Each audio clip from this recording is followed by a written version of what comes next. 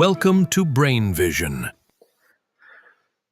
Okay, in this question, we are given two reactions and their equilibrium constants, and it asks us to use these reactions to predict the equilibrium constant for this reaction. So let's see what the relationship is between these sets of reactions and this one down here. Starting on top, NOBr2 going to NOBr. This is in the correct order, or direction I should say. NOBr is in the products, but we have one Br down here and we only have half over here. So the first thing we're going to do is multiply this reaction times 2. Okay, so that gives us 1 Br and 2 NOs.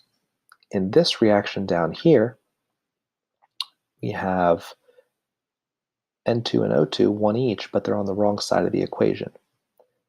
We need to flip this. I'm just going to do these little arrows here. It tells us we're going to flip the whole equation around. And then we'll have 2 NO in the products, and that'll cancel out with the 2 NOs over here. That would leave us with N2, O2 from this side, Br from this side, and 2 NOBRs on this side. So by multiplying this top equation by 2 and flipping this bottom equation, we will get this as the final equation. Now, what effect do these two manipulations have on the equilibrium constant? When we're doubling something, we are going to raise the equilibrium constant to that power. So that is to say, we're going to take this value and we're going to square it. Because the equilibrium constant, the exponent, is determined by the constant in front of each of the chemicals. Since we're basically putting a 2 in front of each chemical by multiplying this whole reaction by 2, that's the same thing as multiplying the exponents by 2. And you can do that by squaring the total equilibrium constant. So we're going to square this. Then for this equation, we're flipping it. So now the reactants become products, the products become the reactants, and that's taking this and flipping it upside down, which is the same thing as inverting it or multiplying it or raising it to the negative first power. So one more time, if we're doubling this, you square the exponent, and if you flip the equation, you invert the equilibrium constant. And if you say triple this would be a 3 here, and so on. But that's what we're going to do to fix these.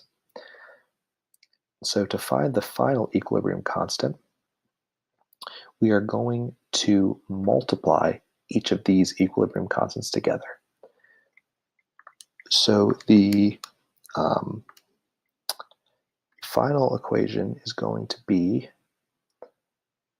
5.3 squared times 2.1. This is the final equilibrium constant, 2.1 times 10 to the 30th raised to the negative 1.